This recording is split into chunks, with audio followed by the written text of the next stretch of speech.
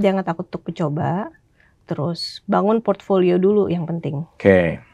Kembangkan portfolio sendiri, mau itu membuat game pribadi misalnya, nggak harus bikin game yang gimana-gimana lah, nggak harus yang hebat, yang penting punya konsep game. Kenapa saya memilih kampus NYU, specifically NYU? Karena mereka itu sangat welcoming menurut saya. Khususnya di NYU yang saya lihat itu, mereka tidak membutuhkan kemampuan atau basic coding skills sama sekali.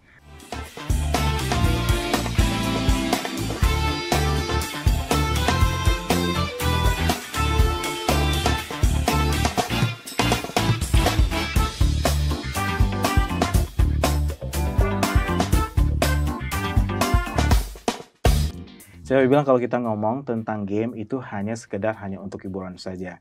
Berdasarkan penelitian dari Emory University Healthy Aging Study mengatakan bahwa game itu bisa mengurangi stres dan juga itu meningkatkan kemampuan kognitif kita. Apakah benar atau tidak?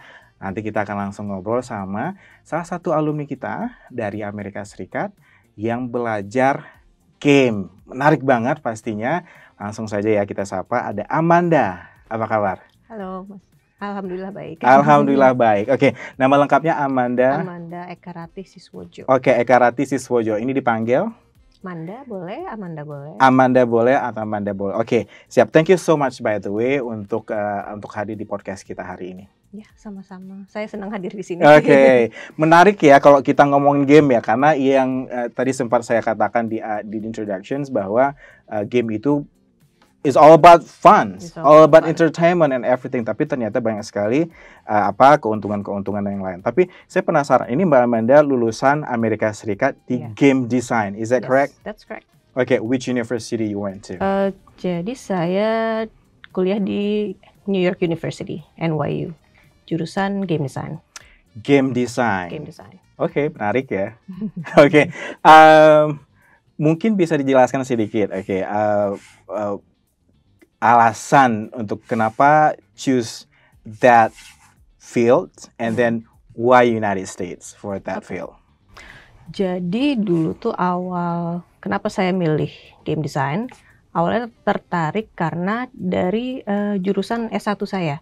S1 saya kebetulan DKV dengan peminatan multimedia. Jadi di multimedia itu ada 3 bidang, ada yang graphic design, ada animasi dan game design. Kebetulan saya ngambil game design. Dari situ saya tugas akhirnya juga bikin game design untuk S1 tentang karapan sapi saat itu. Karapan sapi. Ya, betul. Game design karapan sapi. Ya. Boleh mungkin dielaborasi lagi seperti apa gamenya? Kayaknya menarik nih. Jadi dulu tuh emang bikin semacam farming game tapi tentang karapan sapi, jadi ada balapannya juga gitu. Cuman emang belum sampai tamat sih karena emang baru game tugas akhir ya.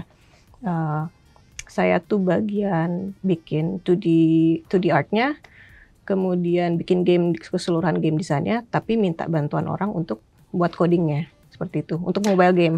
Wait, berarti Mbak Amanda sendiri itu tidak punya kemampuan coding untuk bisa game design gini? Iya, betul. Saya nggak ada background coding sama sekali. Oh, oke. Iya. Oke, tapi ketika ngelamar ke Amerika Serikat, apakah mereka bisa langsung skill apa sebenarnya yang mereka butuhkan ketika melamar sekolah di Amerika Serikat khususnya untuk game ini? Sebenarnya waktu saya ngelamar itu emang tidak ada persyaratan harus bisa coding atau harus udah punya background di game design, itu tidak ada persyaratan itu. Jadi pada saat saya melamar dengan statement itu statement letter, terus portfolio juga. Kebetulan TA saya kan udah ada portfolio game, jadi saya juga cantumin itu. Kemudian mereka juga membutuhkan statement kenapa saya mau masuk jurusan game design itu. Oke. Interesting, karena yang kita pahami bahwa kalau harus ketika menjadi di game designer, dia kan harus belajar coding. Apakah semua kampus di Amerika Serikat itu seperti ini kah? Jadi tidak perlu harus punya kemampuan coding atau memang different university they have different kind of regulation on that? Different universities have different regulations. Okay. Yang waktu itu saya research, ada beberapa kampus yang punya jurusan game design juga. Cuman mereka kampus selain Amerika dan juga di Amerika itu mereka membutuhkan kemampuan coding. Dan ada juga mata kuliah seperti matematika itu juga ada termasuk. Cuman khususnya di NYU yang saya lihat itu mereka tidak membutuhkan kemampuan atau basic coding skills sama sekali, ataupun basic knowledge of game design. Jadi dari berbagai macam background itu bisa masuk ke jurusan itu. Dari berbagai macam background bisa masuk jurusan itu tanpa perlu ada ability to code. Yes. Oke, menarik sekali. Oke, menarik loh. Karena yang seperti yang saya katakan bahwa orang awam memahami bahwa if you design something, especially for game, you have to be, you have to understand code very, fluent, right? Atau very yang harus luar biasa sekali gitu. Nah, kenapa Amerika memilih Amerika waktu itu untuk gamenya sendiri? Padahal kan game itu juga banyak juga kan untuk di negara-negara lain gitu. Iya, betul. Kenapa saya memilih kampus NYU, specifically NYU? Karena mereka itu sangat welcoming menurut saya. Dari application prosesnya, dari backgroundnya, dari culture-nya juga. Mereka tuh nggak banyak spesifikasi yang harus kita checklist satu-satu gitu. Jadi saya kan punya teman juga yang satu kelas di sana ya. Dia tuh backgroundnya writing, tapi dia bisa masuk ke game design. Wait, writing tapi bisa masuk ke game design. Writing kayak narrative design gitu, dia bisa masuk ke jurusan game design. Gitu. Ada juga yang backgroundnya illustration, itu juga ada, bisa masuk ke game design. Gitu. Berarti saya juga bisa masuk yang tidak punya basic sama sekali tentang game juga bisa masuk gitu. Oke, jadi saya kan nanti penasaran banget nih apa yang dipelajarin nanti di NYU-nya. Berarti everybody can study in NYU khususnya kan? Yes. Tapi kalau kita ngelihat di universitas di Amerika Serikat yang game-game desain yang lainnya itu apakah tipikalnya sama seperti ini, tidak membutuhkan coding, kemampuan coding atau seperti apa nih Mbak Amanda? Kalau yang dulu saya ingat, saya research kan udah cukup lama, saya lulus tahun 2019. Yang dulu saya research itu kalau kampus lain membutuhkan coding. Oke. Ya, pada saat itu. Kalau sekarang mungkin saya nggak tahu ya, mungkin ada lagi kampus lain yang juga mirip-mirip NYU. Tapi selama ini yang saya merasa paling sreg itu di NYU. Oke, karena itu tadi ya, karena akan sedikit lebih lega karena tidak ada kemampuan coding, kita masih bisa masuk ya. Berarti ini sebenarnya memberikan opsi buat teman-teman yang pengen belajar game, desain, tapi tidak punya coding bisa ke NYU, tapi kalau sudah punya kemampuan coding sedikit bisa memilih universitas yang lain mungkin seperti itu. Iya, Oke. Nah, cukup menarik loh Mbak Amanda ini. Kayaknya saya memutuskan untuk belajar game setelah ini. Oke, ketika kuliah di sana, tadi kan pastinya kan harus belajar coding juga ya, walaupun let's say di awal kan masuknya tanpa ada kemampuan coding. Tapi ketika belajar di sana kan harus belajar coding. Atau gimana? Mereka tetap harus ngambil basic coding atau gimana waktu itu? Betul, jadi disarankan itu, walaupun kita nggak bisa coding, mereka menyediakan kelas yang namanya Code Lab. Code Lab itu kelas khusus coding untuk orang-orang awam seperti saya. Saya nggak ada background coding sama sekali, jadi saya disarankan untuk mengikuti kelas itu, diajarin coding dari nol, dari basic. Waktu itu pertama belajar itu JavaScript yang paling gampang, gitu. Jadi tiap semester itu ada Code Lab. Jadi kan saya kan kuliah 2 tahun ya. Selama 2 tahun itu 4 semester, dan 4 semester itu ada kelas Code Lab itu. Dan di kelas itu pun bisa kita gunakan untuk misalnya ada tugas dari kelas lain, dari mata kuliah lain maksud saya, yang membutuhkan coding. Bisa kita bawa ke kelas itu untuk minta bantuan teachernya. Ini ada yang susah nih bagian sini, gimana caranya kita bikin code untuk misalnya karakternya bergerak loncat-loncat gitu. Nah itu bisa juga dibawa ke situ. Oke, gitu. berarti di dalam kelas itu kan pastinya orang akan sangat mix ya, orang yang Ya, punya kemampuan coding dengan orang yang tidak punya coding. Tapi benar nggak seperti itu atau gimana sebenarnya? benar. Terus gimana tuh orang-orang yang membalance teman-teman yang sudah bisa dan Mhm. teman-teman yang tidak bisa, itu seperti apa? Jadi kalau, eee, se sepenglihatan saya, orang-orang yang udah jago coding itu, ya mereka nggak akan ngambil kelas code lab. Oke, Mereka jelas ngambil kelas lain yang beneficial buat mereka, yang mereka belum tahu atau mereka pengen ngembangin skill-nya. Cuman, pada saat ada mata kuliah yang bareng-bareng, yang membutuhkan coding misalnya, itu kebanyakan tugasnya adalah, group oke, work atau boleh juga sih, solo, itu terserah pilihan kita.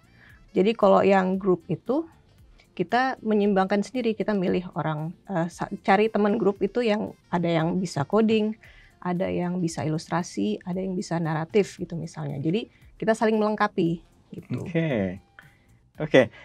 Dari sekian banyak mata kuliah yang paling disenangi apa? Wah, paling disenangi itu saya sih game design, kelas game design Game khusus, design, berarti benar-benar game memang buat design. game. Iya, membuat game. Jadi di kelas itu tuh kita ditantang, untuk membuat game 2 minggu sekali, game baru dalam 2 minggu. Oke, Gitu. Dari game yang sederhana misalnya dari, waktu itu ada, tugas kuliah juga yang kita diberikan sebuah game. Game misalnya tic-tac-toe, simple kan, X and O's. Tapi kita disuruh memodif game itu sedemikian rupa untuk dijadikan, kayak ditambahin elemennya ke dalam game itu tanpa merusak game tersebut, begitu.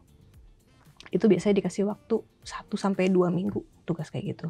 Ada juga tugas yang seru sih, suruh bikin game baru misalnya, tapi dikasih tema gitu biasanya. Dikasih tema misalnya ada constraint, gamenya harus menggunakan, dice, harus oke. menggunakan dice.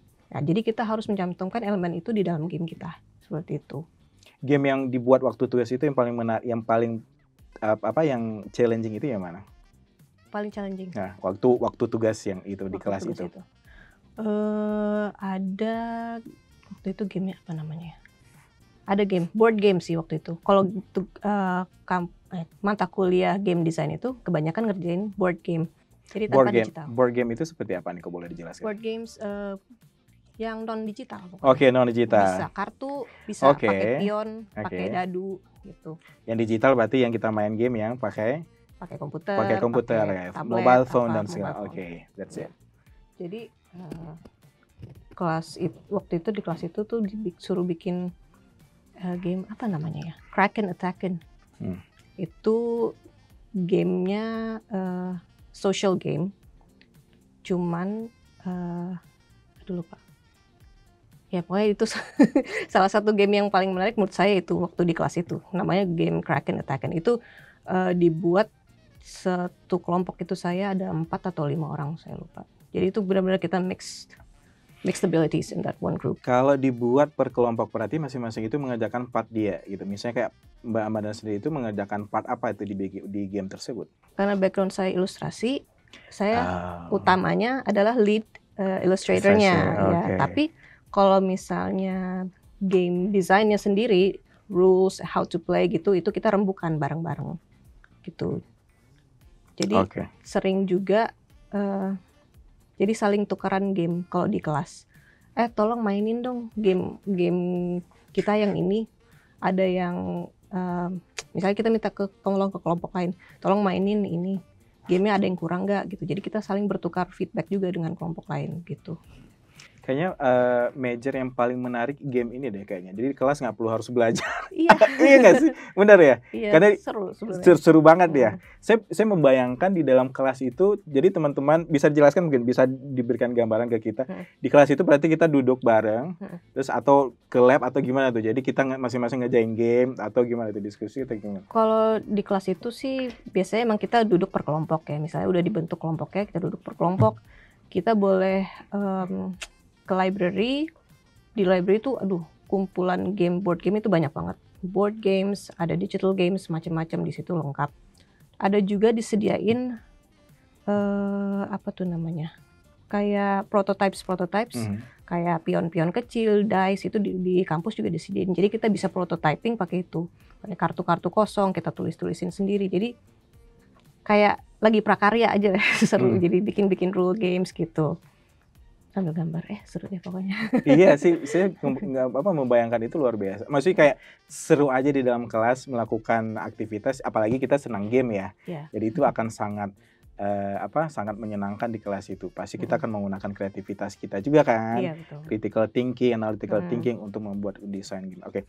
Untuk membuat satu game ya, karena let's say kita orang awam yang nggak ngerti sama sekali behind the scene buat game. Komponen yang terbesar untuk buat game itu apa sih sebenarnya yang harus diperlukan? Bukan hanya untuk board game mungkin ya, untuk komponen utama, elemen utama setiap game itu yang penting adalah pertama harus ada rules, peraturan di dalam game. Rules. Ada rules. Itu dulu yang pertama harus di ini ya. Rules di dalam game. Misalnya kita mau bikin game tentang farming, di dalam game farming tuh bolehnya ngapain gitu. Rulesnya apa aja, harus ngapain. Kemudian ada juga goals. Ya. Rules first and the second goals. Goals. Ya. Kalau goals itu lebih ke gimana caranya kita menang game ini. Harus ngelakuin step apa aja. Gitu. Misalnya harus ngumpulin poin kah? Atau harus jadi yang paling unggul dalam bidang apa di dalam game itu misalnya. Terus setelah goals ada juga actions. Actions di dalam game itu adalah apa yang bisa dilakukan players di dalam game. Misalnya apakah mereka bisa memindahkan pion, misalnya kalau catur bolehnya actionnya lurus, jalannya 3 steps atau ke samping atau gimana, itu actions. Atau misalnya kalau di dalam digital game actionsnya itu misalnya button apa aja yang boleh dipencet gitu, apa aja yang bisa digerakin di dalam game itu. Kemudian setelah actions tentu harus ada players. Players. Jadi, dan itu adalah komponen wajib yang harus ada. First rules. Terus yang second goals. Actions. Players. Jadi apapun game yang dibuat itu memang itu komponen awal wajib yang harus dibuat seperti itu. Wow. Nah kuliah game design di Amerika Serikat. Orang penasaran nih, tugas akhirnya seperti apa nih Amanda? Tugas akhir itu seru. Apa nih? Tugas akhir itu ya bikin game. Cuma sebenarnya dikasih pilihan sama dosen. Boleh bikin game atau research. Research benar-benar penelitian tentang game. Tapi ya pasti mayoritas pilih untuk membuat sebuah game. Gitu. Jadi pada saat selesai sidang tesis lah istilahnya, itu kita ada pameran game. Di kampus diadain pameran game dan dibuka untuk umum. Umum bisa ngundang keluarga, bisa juga waktu itu tuh ada juga dari berbagai macam game companies juga datang gitu. Jadi itu bisa membangun link lah. Jadi saat kita pameran game, mereka memainkan game kita. Kalau mereka tertarik dengan kerjaan kita nih, kita tuh menyediakan kartu nama. Masing-masing mahasiswa tuh nyediain kartu nama. Mereka tinggal ngambil gitu. Jadi itu benar-benar membantu membangun link untuk pekerjaan berikutnya gitu di game industries di Amerika. Waktu itu ada yang menghubungi Mbak Amanda kah setelah? Aduh, ada nggak ya? Enggak sih, soalnya saya kan harus langsung pulang. Iya. Ya benar-benar sih. Betul, harus langsung pulang. Jadi itu kesempatan bagus, jadi kita show off games, ya. Kemampuan game desain kita. Jadi siapa yang tertarik untuk ini mereka akan nge-recruit kita untuk bisa bekerja sama mereka gitu. Iya, betul. Nah, dosen-dosennya itu pastinya game designer dong. Iya, pasti. Iya. Terus pasti. Apakah mereka sudah ngerilis game-game ternama nggak sih dosen-dosen yang ngajar di NYU di kelas kamu itu? Iya, ada. Jadi salah satu dosen saya itu namanya Bennett Foddy. Dia udah rilis game, mungkin orang-orang gamers tahu mungkin ya. Nama game itu Getting Over It by Bennett Foddy. Itu gamenya udah lumayan terkenal di Steam. Di Steam itu apa namanya? Software, bukan software ya. Kayak website untuk jualan game. Di situ tempat download game di situ. Itu gamenya udah lumayan terkenal. Banyak yang download, saya lihat juga. Dan yang mengejutkan saya sebenarnya sebelum saya daftar ke NYU itu kan saya sempat beli buku-buku tentang game design juga ya untuk belajar untuk misalnya ya brushing up on game design gitu. Ternyata setelah saya kuliah di situ saya lihat lagi pengarang bukunya. Loh, ini dosen saya. Oh ternyata saya udah pernah baca buku dia dulu sebelumnya gitu. Ada beberapa, ada dua atau 3 dosen gitu yang ternyata saya udah punya buku mereka. Jadi mereka dosen-dosennya tuh benar-benar berkualitas lah ya. Mereka udah merilis buku tentang game design dan pastinya mereka udah rilis game sendiri. Oke, selain dosennya sendiri, apakah sering datang dosen tamu juga nggak sih dari swasta atau dari perusahaan-perusahaan gitu yang memberikan lecture atau apa gitu? Iya, kadang suka ada seminar-seminar gitu loh.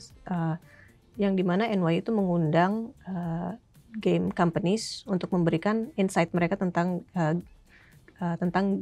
game yang sedang mereka develop atau yang sudah mereka develop.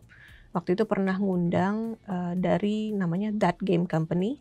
Itu perusahaan game yang membuat game namanya Journey. Terus ada nama game lagi Flowers, sama ada satu lagi saya lupa. Gamenya di mobile game, tapi saya lupa apa nama gamenya. Jadi lumayan sih untuk membangun koneksi di situ tuh sangat gampang sebenarnya di Amerika Serikat itu. Talking about connections, do you have a lot of connections while studying? Mereka memberikan peluang untuk koneksi itu banyak. Jadi mungkin satu dari teman-teman kampus ya, itu pasti sampai sekarang juga masih bisa koneksi sama mereka. Mereka kerja di mana, ada yang masih di Amerika, ada yang udah pulang ke negara masing-masing. Terus kemudian waktu itu juga setiap tahun kan ada yang namanya game conference, game design conference yang diadain di San Francisco. NYU itu memberikan peluang kepada mahasiswa-mahasiswanya untuk datang ke conference itu setiap tahunnya. Kalau nggak salah waktu itu mereka memberikan some kind of student discount. I think pada waktu itu ya, saat ini saya nggak tahu. For the conference, to go to the conference, karena emang lumayan mahal itu, ratusan dolar untuk bisa masuk ke dalam conference itu. Nah di conference itu biasanya dihadiri oleh berbagai macam game company dari seluruh dunia. Jadi benar-benar worldwide connection di situ. Wow. Jadi di situ tuh ada seminar, ada pameran game, jadi kita juga bisa mamerin game kita di situ kalau bisa lolos seleksinya begitu. Untuk membuat sebuah game itu berapa lama dibutuhkan? Tergantung kerumitan gamenya. Misalnya mau bikin game sesimpel Snakes and Ladders, itu game juga sederhana, semua orang tahu lah ya. Tinggal kocok dadu, gerakin pion, kena ular turun, kena tangga naik. Tapi itu walaupun game sesimpel itu, kadang membutuhkan pemikiran yang rumit untuk bisa menyempurnakan satu game tersebut. Walaupun kita ngeliatnya simpel ya, gampang game ini cuma gini doang. Paling rumit bagian apa? Paling rumit itu bagian game rules and mechanics. Ya. Game rules itu tadi. Karena bisa rules yang satu bisa bertabrakan dengan rules yang lain. Itu yang harus selalu dites di dalam game itu, begitu. Pokoknya yang kalau bikin game yang paling sering diulik adalah game rules and game mechanics juga gitu. Berarti let's say satu game itu bisa 1 minggu, 2 minggu, 3 minggu, 3 weeks, more than that. Bisa more than that. Tapi kalau misalnya untuk game konsep doang ya, bisa seminggu lah. Tapi untuk mematangkan jadi game yang benar-benar sempurna itu butuh proses seenggaknya menurut saya sih 2 bulanan, karena perlu playtest. Jadi satu lagi yang paling penting di dalam game design itu adalah playtest. Harus sering-sering dites gamenya untuk mengecek apakah game ini berjalan dengan baik dan sesuai dengan kemauan game designer atau tidak gitu. Nice. Sudah berapa banyak yang Mbak Amanda produce game? How many games you produce? Kalau game yang sampai tamat ya, walaupun short games itu cuma 5 or 6 games. Tapi kalau game concepts di dalam kepala kayaknya nggak bisa-bisa. So people play that your games or it just for your Sometimes it's just for fun. For fun, For oke. fun. Kalau game concepts, aku emang seneng bikin game concepts ya. Game konsep itu berarti seperti? Baru konsep, jadi baru saya tulis misalnya. Saya Oke. bikin catatan gamenya tentang ini, rulesnya ini, cara mainnya begini gitu. Oke, tapi implementasinya Implementasinya belum. Itu tapi banyak. yang benar-benar yang jadi game itu cuma 5, 5 or 6 ya. 6 dan Oke. kebanyakan juga game saat tesis, game tesis Oke. ada, game saat tugas atau game saat saya kerja itu Oke. juga ada. Tapi orang masih bisa main nggak sekarang game-game itu? Ada yang masih bisa dimainin. Masih bisa dimainin ya. Ada. Oke. Oke, so study new as belajar game ya, game design di sana. Back to Indonesia. Oke, perkembangan game. I'm not game players, jadi I've no idea a lot about the how games developments here in Indonesia ya. Pulang ke Indonesia, is it easy to find a job? You as a game designer. It's not. Oke. No. Menurut saya sih karena Belum kali ya? belum apa? Belum untuk segampang di luar negeri kali ya? Iya, belum. It's not that easy Mhm. dibandingkan di luar. Karena emang studio game di Indonesia kan ada banyak sebenarnya. Oke. Cuman yang buka lowongan untuk game designer itu belum banyak Oke. gitu. Jadi lowongan pekerjaannya mungkin lowongan pekerjaan seperti graphic designer, illustrator itu selalu ada, banyak dibutuhkan oleh berbagai macam perusahaan ya. Tapi kalau game design kan sangat spesifik. Jadi lowongan kerjaannya mungkin lebih sedikit daripada yang lain gitu. Oke, tapi sekarang Mbak Amanda bekerja sebagai game designer juga atau gimana? Di sebuah Saat perusahaan? ini saya kerja sebagai ilustrator Oke, di Iya. sebuah game, studio game. di sebuah studio desain. Studio design. Ya, jadi studio desain jadi dia nggak spesifik ke game aja. Oke, studio design itu nggak spesifik game ya? Oke. Tapi Mbak Amanda sebagai ilustratornya Ya, for betul. game. For game ya. Oke, nice. Oke, prospect career Mhm. for game design major. Mhm. Kira-kira itu apakah hanya menjadi game designer, or is something else? Or you can, I don't know, work in apa gitu mungkin illustrators or something. Mhm. Kira-kira apa?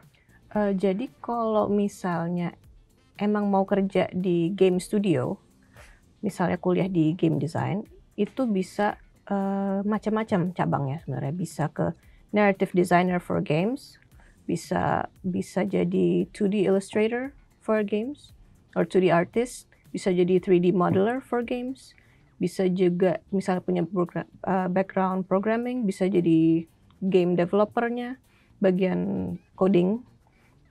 Bisa juga jadi kalau misalnya nggak ada background yang tadi saya sebutin itu, misalnya Mas Iqbal seneng nih main game, bisa jadi game tester.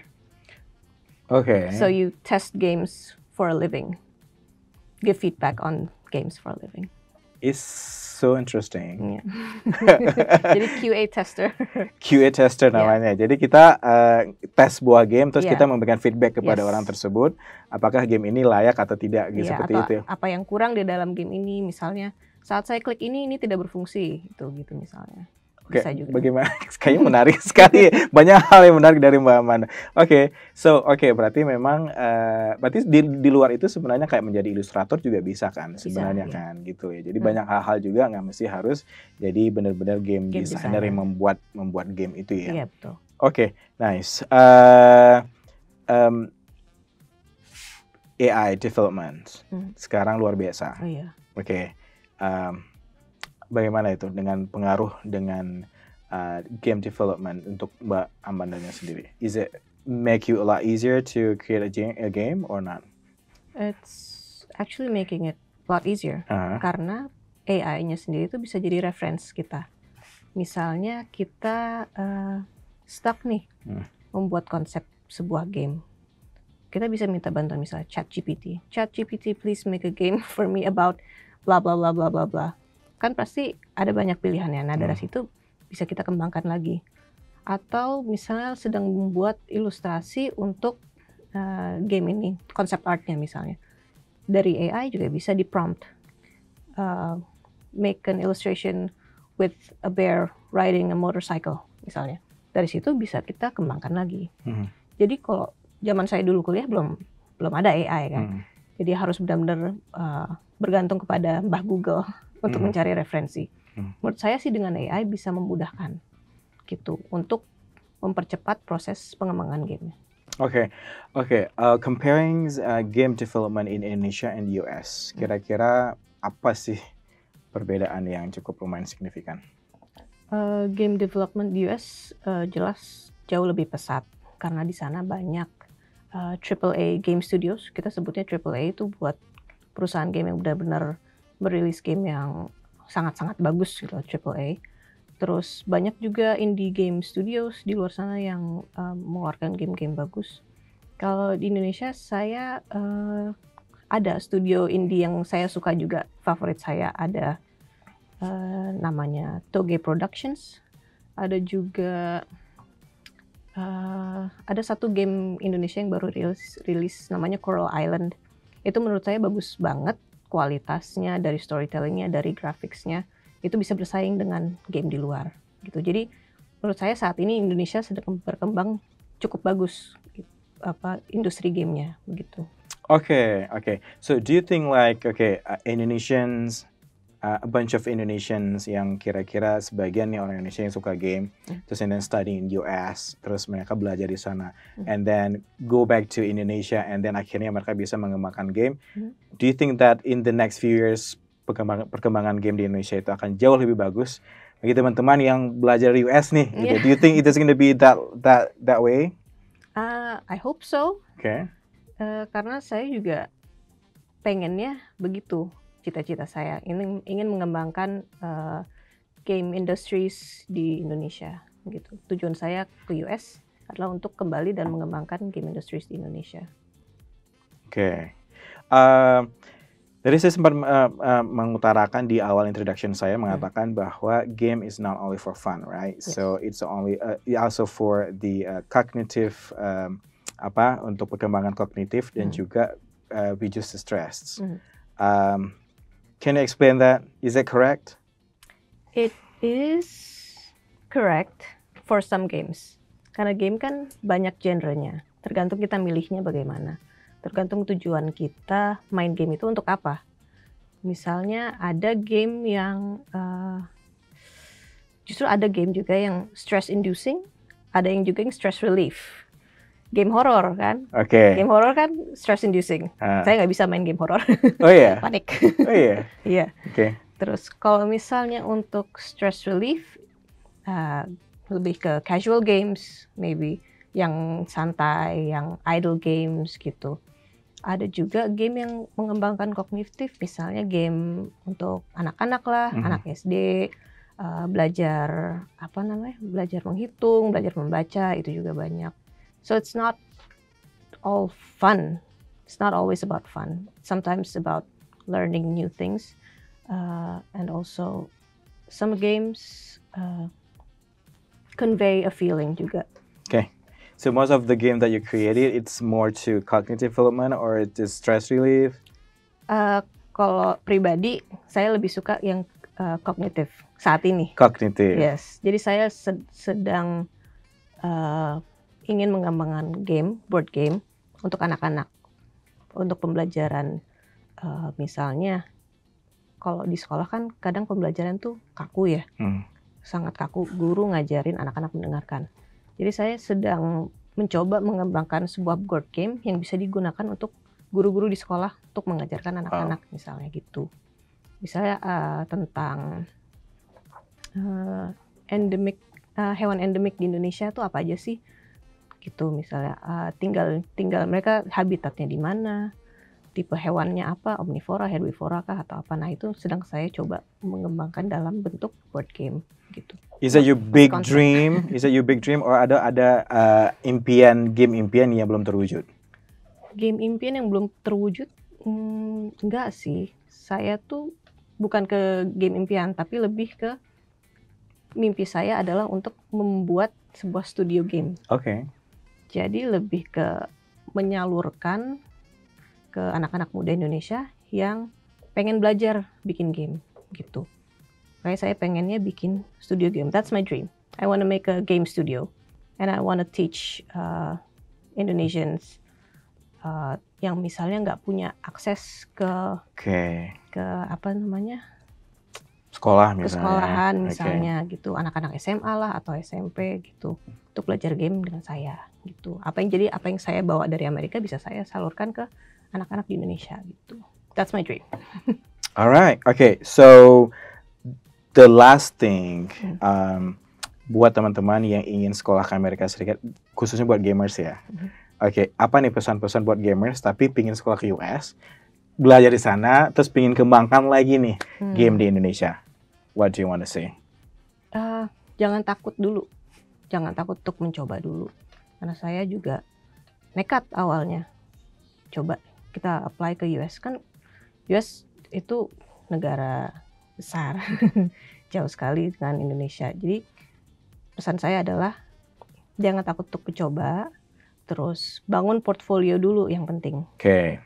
Kembangkan portfolio sendiri, mau itu membuat game pribadi misalnya, nggak harus bikin game yang gimana-gimana lah, nggak harus yang hebat, yang penting punya konsep game misalnya.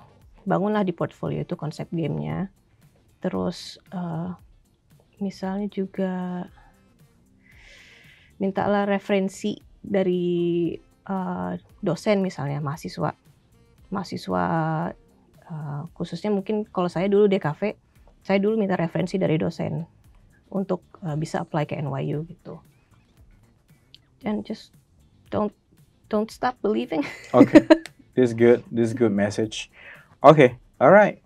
Yeah. Okay. And I saw on your portfolio, you also create a Ramadan game. Yeah. Is that correct? That's Tell us about that a little bit. Jadi waktu saya bikin Ramadan game itu saat saya kerja di salah satu studio, ada project internal nih. Leadnya minta bikin game untuk Ramadan, game pendek untuk Ramadan. Jadi gamenya itu tentang gamenya pendek sekitar 5 menit mungkin selesai dimainkan ya. Game sederhana tentang mencari-cari items yang hilang di rumah. Oke. Items Ramadan yang hilang di rumah itu. Seperti misalnya ada buku, ada Quran atau tasbih atau apa kehilangan. Jadi kita disuruh mengkoleksi items itu. Jadi kayak hidden items game gitu deh. How long you create that game? Itu satu tim sebenarnya. I think about a month or 2. Okay. Yeah. Okay. Nice. Okay. Nice. Thank you so much Amanda for the story. Kan banyak sekali ternyata hal-hal yang menarik yang di-share sama Amanda tadi ya. Dan ternyata orang yang tidak punya kemampuan untuk coding ternyata bisa belajar game di Amerika Serikat. Yeah. Oke. Terus tadi juga belajar game itu karirnya itu macam-macam, ya kan? Iya. Dan yang paling menarik tadi adalah game tester. Iya.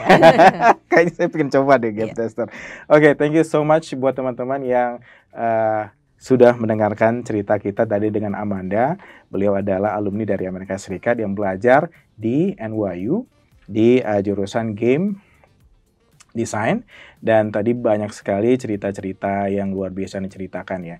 Dan jangan lupa juga buat teman-teman untuk stay tune terus di podcast kita, karena kita memberikan banyak cerita-cerita dari alumni, dan kita harapkan dari cerita alumni ini bisa memberikan inspirasi, motivasi, dan pasti ini akan jadi referensi seperti dari cerita Amanda tadi buat teman-teman yang khususnya ingin belajar game di Amerika Serikat. Oke, saya Muhammad Iqbal dan ada bintang tamu kita hari ini Amanda. Terima kasih semuanya. Bye-bye.